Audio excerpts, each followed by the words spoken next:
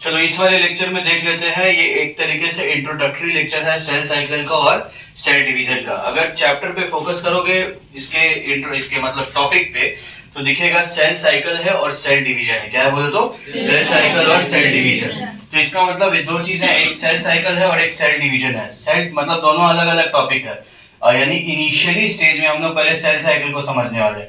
तो सिर्फ शुरू में लिखेंगे कि in this chapter we will study about how sequentially cell divides और follows the modern cell theory. यानी इसमें हम लोगों को देखना है कि सेल, जैसे आप मॉडर्न सेल थ्योरी पढ़े हैं सेल बायोलॉजी में, मॉडर्न सेल थ्योरी किसने दिया था? रुडोल्फ विर्को ने। और उनका स्टेटमेंट जिसके कारण से वो फेमस हुए थे वो ये था कि new cells arise from pre existing cell. नया वाला जो सेल है वो किससे बनता है? अपने पुराना वाले सेल से ही डिवाइड करके बनता है। तो सिंपली देखते हैं कि कोई एक सेल है और उस सेल में डिवीजन हुआ और वो एक से कितना बन जाता है?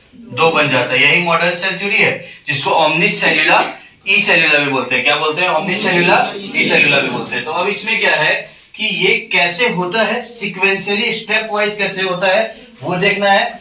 जब सेल साइकिल आप समझ जाएंगे तो सेल डिवीजन में फिर हम लोग को मियोसिस, माइटोसिस और एमाइटोसिस जैसी चीजों को देखना है।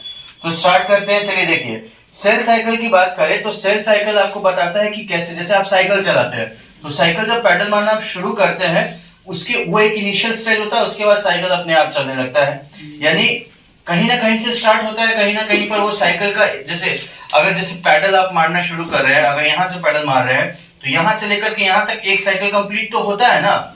उसके बाद बहुत सारा आप साइकिल चलाते रहते हो, कॉन्टिन्यूअसली चलता रहता है। उसी तरीके से हम लोग को देखना, पहले इसको समझ लेते हैं इधर ग्राफिकल रिप्रेजेंटेशन और उसके बाद साइकिल के फॉर्म में देख लेते हैं। तो सबसे पहले देखिएगा कि सेल साइकिल दो भाग में डिवाइडेड है। कितने भाग में डिवाइडेड है? दो भाग में डिवाइडेड है। एक है इंटरफेज और दूसरा है एम फेज। बोलो क्या है? इंटरफेज और एम फेज। तो इंटरफेज को क्या बोलते हैं? Resting phase. नहीं दिख रहा तो खड़ा हो जाओ। तो देखो, इंटरफेज को क्या बोलते हैं? Resting phase. और एम फेज को क्या बोलते हैं? Actual division phase. अब ऐसा क्यों कहते हैं समझिएगा। देखिए इस एग्जांपल जो एनसीईआरटी में दिया हुआ उससे समझिए। कहता है, एनसीईआरटी कहता है कि सेल साइकिल में दो फेज है, इंटरफेज और तो मतलब एक सेल को डिवाइड होने के लिए पहले इंटरफेज करना पड़ेगा फिर एम फेज करना पड़ेगा। ये इसका कंसेप्ट है। तो एग्जांपल के तौर पर एक ह्यूमन का जो मैमेलियन सेल है ना, ह्यूमन का जो मैमेलियन सेल, एक ह्यूमन सेल जो है उसको डिवाइड करने में 24 आवर लगता है। एक सेल्स को दो बनने में कितना लगता है?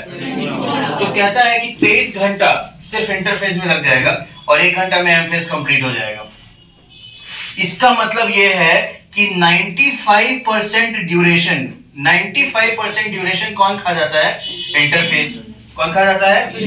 इसीलिए इसको क्या बोला गया है? Resting phase. क्या बोला गया है? ये चीज, लेकिन इसमें बहुत इंपॉर्टेंट स्टेप्स होता है जो आप लोग आगे पढ़ेंगे।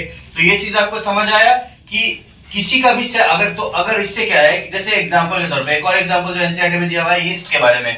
ईस्ट जो एक तरीके का फंगी है, आप लोगों को पढ़ा चुके हैं कि सारा का सारा फंगी मल्टीसेलुलर होता है। सिर्फ ईस्ट एक ऐसा फंगी है जो यूनिसेलुलर होता है। क्लियर है? यानी एक सेल का बना हुआ। ईस्ट के सेल को डिवाइड होने में 90 मिनट लगता है।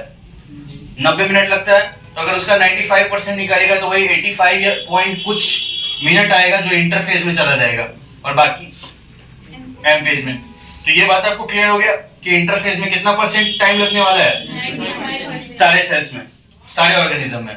ठीक है? और 5% टाइम ही लगेगा इसमें। इसका मतलब बहुत ज्यादा समय लेगा ये।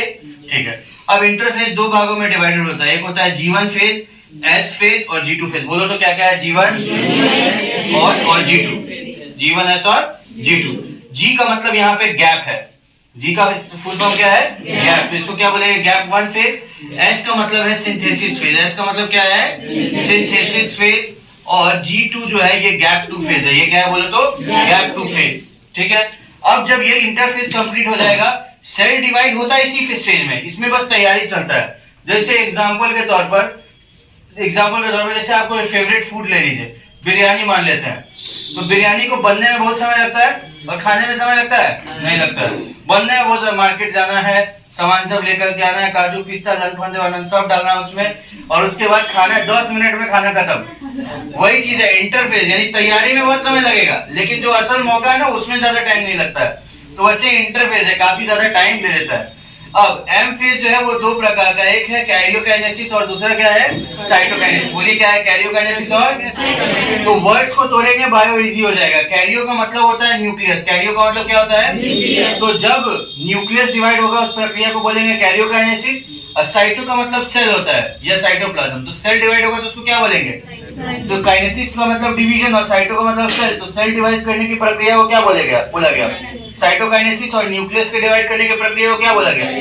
तो एक चीज जो एग्जामिनेशन पॉइंट ऑफ व्यू से यहाँ पे समझ आता है ना कि पहले न्यूक्लियस डिवाइड होगा, किसी भी परिस्थिति में पहले क्या डिवाइड होगा, जब क्या डिवाइड होगा सेल। ये दिमाग में बैठेगा ये चीज। तो कैरियोकाइनेसिस है लेकिन ये भी स्टेप्स में होगा। इसमें 4 स्टेप्स है, बोलिए तो साथ में प्रोफेज, मेटाफेज, एनाफेज, टेलोफेज। ये 4 सीक्वेंशियल स्टेप होगा तब जाकर के न्यूक्लियस डिवाइड करेगा। न्यूक्लियस को डिवाइड करना इतना आसान नहीं है। साइटोकाइनेसिस बहुत जल्दी हो जाता है। दो भाई में लड़ाई हो गया तो बंटवारा बहुत मुश्किल से होता है। जमीन का बंटवारा, फिर सामान का बंटवारा, बहुत दिक्कत होता है। ठीक है, ऊपर में दोनों भाई को फिर ईगो भी रहता है। क्लियर है चीज, ठीक है। तो माँ बाप का तो बंटवारा नहीं हो पाता है, समझ आया बात। कुछ चीजें जिसका बंटवारा नहीं हो पाता है वो पता नहीं कैसे होता है, होना ही नहीं चाहिए भाई बहन में बंटवारा, लेकिन यहाँ खैर अलग बात है जी, वो समाज में नहीं जाना है। हम लोग एग्जाम्पल समझ रहे थे। कैरियोकाइनेसिस मतलब क्या है कि न्यूक्लियस का डिवाइड करने के प्रोसेस को कैरियोकाइनेसिस कहते हैं, जो सीक्वेंशियल तौर पे 4 स्टेज में होगा।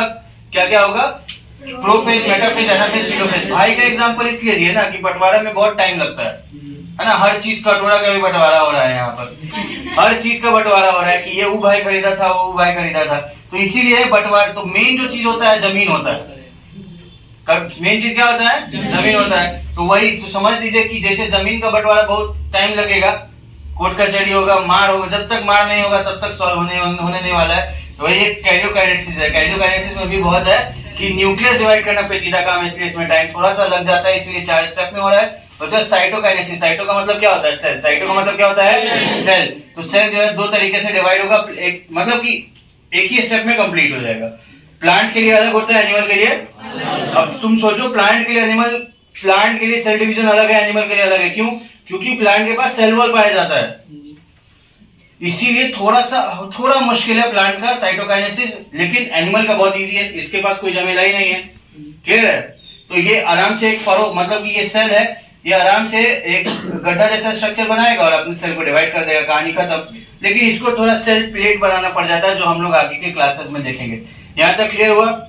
ये इसका साइक्लिकल रिप्रेजेंटेशन है सेल साइकिल का। आप देखिए तो 1 मिनट आपको पता चलेगा कि यहां से लेकर के यहां तक ये पूरा इंटरफेज है, जो 95% ड्यूरेशन ले रहा था।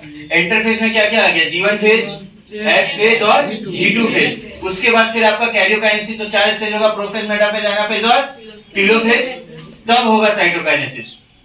यही नहीं, अभी और सुनिए, यहाँ पर चेक पॉइंट भी प्रेजेंट होता है। क्या प्रेजेंट होता है? चेक पॉइंट भी प्रेजेंट होता है। एक G1 चेक पॉइंट होता है और एक होता है G2 चेक पॉइंट। एक क्या होता है बोलो, G1 चेक पॉइंट और G2 चेक पॉइंट।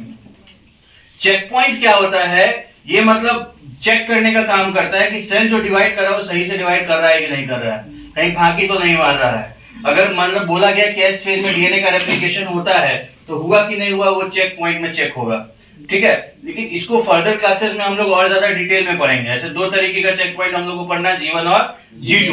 ठीक है, इसके अलावा एक और इनएक्टिव फेज होता है, G0 फेज, जिसको क्विसेंट फेज भी बोलते हैं, उसके बारे में भी फर्दर क्लासेस में पढ़ेंगे। तो ये बेसिक क्लास है जिसमें आप देखें कि सेल साइकिल 2 भाग में डिवाइडेड है, इंटरफेज और एम फेज।